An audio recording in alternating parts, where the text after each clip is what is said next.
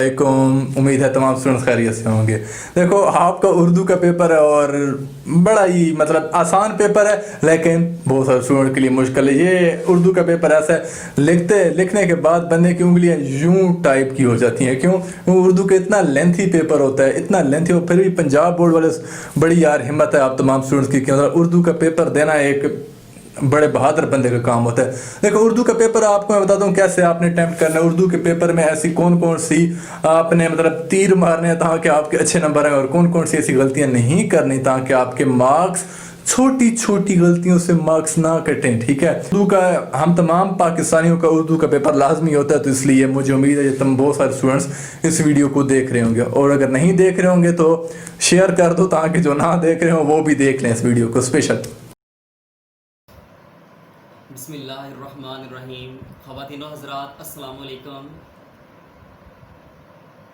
ये बात अक्सर सुनने में आती है कि पेपर के बाद तुलबा और तालबात ये शिकायत करते हैं कि उर्दू का पेपर वक़्त में पूरा नहीं हो सका। उर्दू में हमेशा वक़्त की किल्लत महसूस की जाती है। लिख लिख के बच्चों के हाथ जो है वो टेढ़े हो चुके होते हैं। मसला ये है कि हमें बच्चों को कंटेंट तो सिखाया जाता है, बच्चों को यही सिखाया जाता है कि उन्होंने अपने टाइम को कैसे मैनेज करना है। असातिज़ा बच्चों को सिलेबस की आउटलाइन तो कवर करवा देते हैं, लेकिन बच्चों को टाइम मैनेजमेंट के हवाले से और ख़ास तौर पर उर्दू सब्जेक्ट के अंदर टाइम मैनेजमेंट के हवाले से हमेशा ये कमी महसूस की जाती है, और बच्चे पेपर के बाद फ्रस्ट्रेशन और परेशानी के साथ जो है एक इम्तहानी मरकज़ से बाहर निकलते हैं। आज हम बच्चों के उर्दू के पेपर के मसाइल के हवाले से बात करेंगे। हमारे मेहमान हैं प्रोफेसर सैयद ज़िया गिलानी साहब। आप सदर शोबा उर्दू अपेक्स कॉलेज डस्का से वाबस्ता हैं। अस्सलाम वालेकुम सर, कैसे हैं आप? वालेकुम अस्सलाम, अल्लाह का शुक्र अल्हम्दुलिल्लाह। सर, आज हम आपसे उर्दू के बारे में जानने की कोशिश करेंगे कि उर्दू में बच्चों को जो मसाइल आते हैं, और ये बात अमूमन समझी जाती है कि उर्दू के मज़मून में पूरे नंबर लेना या उर्दू के अंदर 90+ लेना बहुत मुश्किल तस्वर किया जाता है। इस हवाले से हमें बताएं कि उर्दू के पेपर में किस तरह से मुमकिन है कि तलबा अपने पेपर को बर वक्त और दिए गए वक्त के अंदर पूरा कर सकें। बहुत शुक्रिया उस्मान साहब, आपका आपने इनवाइट किया और एक बड़े अछूते से मौजू पर आपने गुफ्तगू करने का आज मौका दिया है। मैं पहले बच्चों से मुखातिब होना चाहता हूँ, उनको बताना चाहता हूँ कि आप अपने पेपर को सबसे पहले क्वेश्चन पेपर को गौर देखें, और उसके बाद हमारा एक अलमिया है कि बच्चे पहला सवाल लेकर इतना लंबा ले जाते हैं कि उस सवाल के जवाब के अंदर ही सारे का सारा टाइम जो है उनका लग जाता है। बाद में जो सवाल रह जाते हैं उनकी तरफ उनका ध्यान नहीं जाता। नतीजतन क्या निकलता है, 3 घंटे के बाद उठते हैं तो 3 से 4 सवाल भी रहते हैं उनके। बिल्कुल ऐसे है। और 100 नंबर में से तकरीबन 60 नंबर का पेपर हल कर सकते हैं, और 60 में से आप एवरेज देख लें कितनी बच्चों की आ सकती है। इसी वजह से फिज़िक्स, केमिस्ट्री, बायो, इंग्लिश और मैथ के मुकाबले में उर्दू में नंबर सबसे कम आते हैं कि बच्चे पहले 1-2 सवाल पर ही सारी एनर्जी वेस्ट कर देते हैं। ये नतीजा निकलता है पेपर में नंबर कम आना। अच्छा मोहतरम, ये बताएं कि पेपर में सबसे पहला जो सवाल पूछा जाता है वो नज़म या गज़ल के अशार की तशरीह के हवाले से पूछा जाता है। नज़म और अशार की तशरीह करते हुए बच्चे किन नुकात को मद्देनज़र रखें कि वो कम से कम नंबर लूज़ करें और बेहतर से बेहतर ग्रेड हासिल कर सकें? उस्मान भाई, सबसे पहली बात यह है कि जो पहला सवाल आता है नज़म की तशरीह का, सबसे पहले आपने शायर का नाम और नज़म का नाम लिखना होता है, जिसका 1-1 नंबर होता है। ये 10 नंबर का सवाल होता है। 1-1 नंबर शायर का नाम और नज़म के नाम का होता है। उसके बाद 2 शेर हैं, 4-4 नंबर के शेर हैं। कोशिश कीजिए कि आप अपने बच्चों को गाइड करें कि दोनों जो शेर हैं उनकी तशरीह इकट्ठी की जाए, और इतनी ज़्यादा तशरीह ना कर दी जाए कि आप परेशानी हो जाएँ कि समेटने पे ना आए। उसका मरकज़ी खुलासा जो है वो बयान करें अशार का। पूरी नज़म चूँकि अपने उन्वान के मतहत ही चलती है, लिहाजा पूरी नज़म का आप जो मेन माखज़ है वो तशरीह में बताएं, और जितनी जल्दी आप वाइंड अप कर सकते हैं वो करें। मेरा ख्याल है कि 10 नंबर का सवाल है, और मैक्सिमम टाइम लिमिट जो होनी चाहिए 15, 16, 17 मिनट तक आपका ये सवाल कंप्लीट होना चाहिए।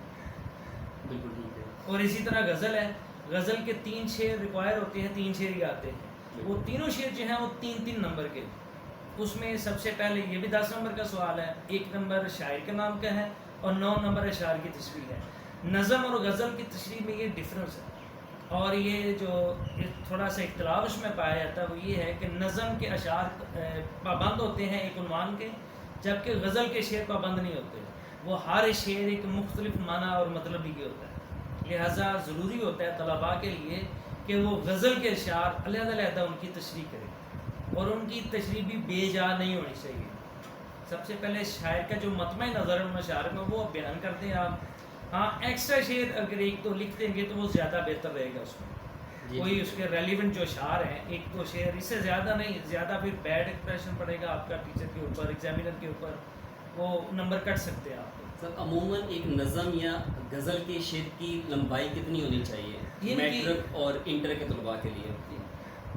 عثمان بھائی جو انٹر کے طلباء ہیں سال اول اور سال دوم کے لیے، ان کے لیے جو پیرامیٹر ہیں تشریح کے، وہ نظم کے 2 صفحات ہونے چاہیے ضرور، اور غزل کے ہر شعر کی ایک صفحے پر ضرور ہونی چاہیے تشریح۔ نظم کے ایک پیرے کی تشریح 2 پیجز کی ہونی چاہیے، 2 پیجز کی ہونی چاہیے دونوں اشعار کی، ٹھیک ہے، اور غزل کے ہر شعر کی ایک شیٹ، ایک شعر ایک شیٹ پہ ہونا چاہیے، جی ضرور ہونا چاہیے۔ سر شائعہ میں دوسرا سوال جو ہے وہ پوچھا جاتا ہے عموماً پیراگراف کی تشریح کے بارے میں کہ سیاق و سباق کے حوالے سے پیراگراف کی تشریح کریں۔ سیاق و سباق کے حوالے سے پیراگراف کی تشریح میں سیاق و سباق کے نمبر کتنے ہوتے ہیں اور اس کی تشریح کے نمبر کتنے ہوتے ہیں؟ اور ساتھ میں یہ بھی ہمارے ناظرین کو گائیڈ کیجیے گا کہ جو تشریح ہے پیراگراف کی، اس کی لمبائی اور اس میں وقت جو ہے وہ کتنا دیکھنا چاہیے کہ اتنے وقت میں میری تشریح پوری ہو جائے۔ اگر اسے وقت آگے چل رہا ہے یا وقت بچے کے پاس کم ہے تو وہ کس طرح سے اپنے وقت کو مینیج کر سکتا ہے؟ دیکھیے عثمان بھائی، یہ جو سوال ہے سیاق و سباق کا، یہ تقریباً پیپر میں ایک لینتھی سوال ہے، بالکل 15 نمبر ہوتے ہیں اس کے، انٹر کلاسز کے بچوں کے لیے، سال اول اور سال دوم میں میتھڈ ایک ہی ہوتا ہے۔ اس میں سب سے پہلا نمبر جو ہوتا ہے وہ حوالہ متن کے 2 نمبر ہوتے ہیں، اس میں مصنف کا نام اور سبق کا عنوان پوچھا گیا ہوتا ہے، وہ بتانا ہوتا ہے آپ نے 1 نمبر کا۔ سیاق و سباق جو ہوتا ہے وہ 3 نمبر کا ہوتا ہے۔ اب بچے کیا کرتے ہیں، وہ سیاق و سباق کو تشریح سمجھ لیتے ہیں، وہ 1 1.5 2 پیج تک سیاق و سباق کے لکھ دیتے ہیں، حالانکہ سیاق و سباق زیادہ سے زیادہ اگر ہونا چاہیے تو وہ 7 سے 8 لائنوں میں ہونا چاہیے، بالکل زیادہ سے زیادہ۔ یہ میں زیادہ بتا رہا ہوں کیونکہ 3 نمبر ہیں اور 7 8 لائنیں تک بہترین سیاق و سباق آپ کا گنا جاتا ہے، ٹھیک ہے۔ اس کے بعد آپ کی تشریح ہے، تشریح کے 10 نمبر ہیں، وہ جو 10 نمبر ہیں وہ آپ نے 10 12 اور 15 منٹ تک، حد میکسیمم 15 منٹ تک اس کو وائنڈ اپ کرنا ہے۔ اس کے لیے آپ 2 سے 2.25 شیٹس یا 2.5 شیٹس تک بھی تشریح کر سکتے ہیں۔ سر اردو کے پیپر میں ایک سوال پوچھا جاتا ہے کہ کسی سبق کا خلاصہ بیان کریں۔ سبق کا خلاصہ لکھتے ہوئے کون سے ایسے نکات ہیں جو پیپر چیک کرنے والا ان چیزوں کو دیکھتا ہے؟ کیونکہ عموماً یہ دیکھنے میں آتا ہے کچھ بچے خلاصہ بہت مختصر کر دیتے ہیں اور کچھ اس کو بہت زیادہ پھیلا دیتے ہیں، لیکن جب نمبرز آتے ہیں تو بچے اردو میں پیپر کے نمبر دے کر ہمیشہ مایوس ہوتے ہیں۔ عثمان بھائی جو خلاصہ ہے یہ نہ تو بہت زیادہ، ایک ہے چیز خلاصہ، بالکل آپ اسے کس طرح بھی لینتھی کر سکتے ہیں، تشریح تو ہے نہیں ہے، تشریح تو جتنی مرضی لینتھی کر لیں آپ قابل قبول ہے۔ ایک خلاصہ ہے، خلاصہ 9 نمبر کا ہے، 1 نمبر اس کے مصنف کا نام کا ہوتا ہے، 10 نمبر کا ہوتا ہے، اس کو آپ کتنا لینتھی کر سکتے ہیں جب پوچھے خلاصہ کیا ہے۔ اور میرا خیال ہے خلاصہ جو لکھنا چاہیے اکارڈنگ ٹو سبق، وہ تیسرا حصہ ہونا چاہیے آپ کا، سبق کا تیسرا حصہ منیمم یہ ضرور ہونا چاہیے۔ اور اس کے لیے جو بورڈ کا پیٹرن ہے، جو ان کی شیٹس ہیں بورڈ کی، وہ 2 سے 2.25 اور 2.5 پیج کافی خلاصے کے لحاظ سے 9 نمبر کا یہ سوال ہوتا ہے۔ جی اور میکسیمم اس کا ٹائم جو ہے وہ میں تو بچوں کو کہتا ہوں کہ 10 سے 15 منٹ میں اس کو بھی وائنڈ اپ کرے گا۔ ٹھیک ہو گیا۔ جیسے اردو کی پیپر کرتے وقت لکھائی کا کتنا کردار ہے نمبر حاصل کرنے میں؟ مارکر میں عموماً دیکھا جاتا ہے کہ اردو میں نیلے رنگ کا مارکر، کالے رنگ کا مارکر یا پین میں کون سے کلر ہم لوگ استعمال کر سکتے ہیں؟